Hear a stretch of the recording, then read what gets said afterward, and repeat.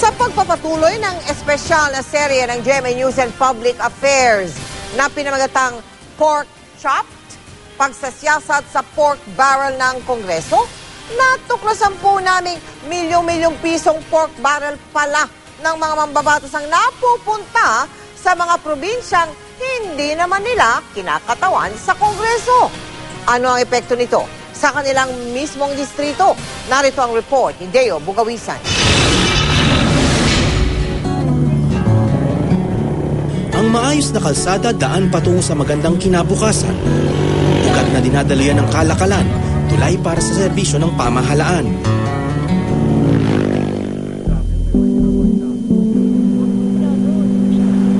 Pero kung ang mga kalsada raw ang sukatan ng kaunlaran, di na nagtataka si Mang Faustino kung bakit ang kanyang probinsya ang pinakamahirap sa buong bansa.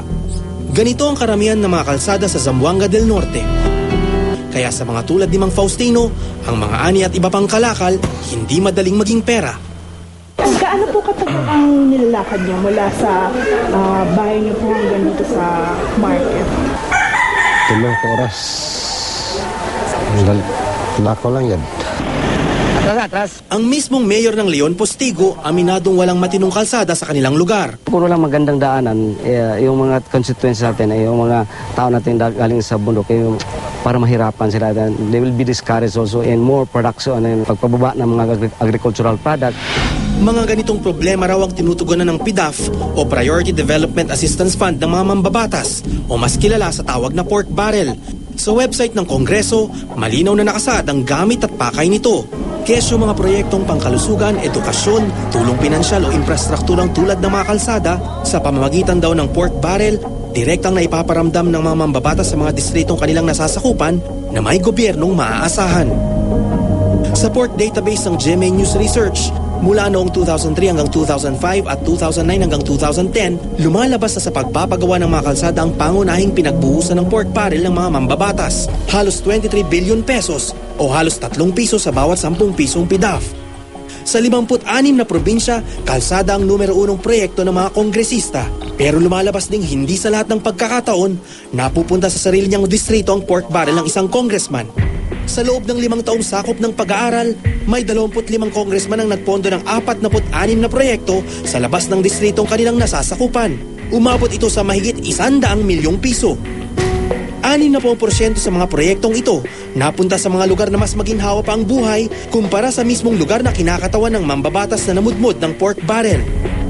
2 congressman halimbawa ng isa sa pinakamahirap na probinsya sa bansa ang naglaan ng 3 milyong piso para sa 2 proyekto sa isang syudad sa Metro Manila.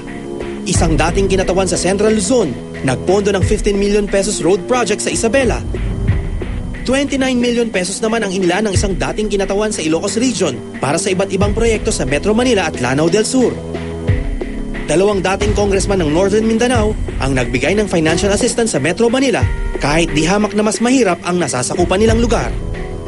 Bakit yung hindi niya kinakatawan yung kanyang pangangalagaan, di ba? Meron sariling kinatawan yun eh. Kawawa naman yung mga tao na bumoto sa kanya, di ba? Kasi yun ang interest nila, yun ang primordial consideration. There is really nothing wrong as long as he's able to meet yung mga pangangailangan ng kanyang mga constituents. Paano nga ba namimili ng paggagamitan ng kanilang pork barrel ang mga mambabatas? Makikita sa taunang pambansang budget o General Appropriations Act ang listahan ng mga proyekto na maaaring paglaanan ng pork barrel. At ang nagpapatupad nito, ang DBM o Department of Budget and Management na siyang may hawak ng pera ng gobyerno. Sa nakalipas na dekada, halos hindi na bago ang listahan. Maliban sa ilang proyektong tinanggal noong 2010, gaya ng Agriculture and Fisheries Modernization Act o AFMA, sari-sari store at mga kagamitang pang-infrastruktura. Yung pork barrel, freed siya from restrictions and regulations that govern how public funds should be spent. Hanggat hindi tayo nakakapag-isip ng mas equitable na distribution of resources, dapat manatili ang pork barrel dahil ito ay nakakatulong sa mga mahihirap na mga barangay. Kaya sa huli, nasa kamay na raw ng mga mambabatas kung saan nila dadalhin ang kanilang pondo. Deo Bugawisan, Nakatutok 24 Oras.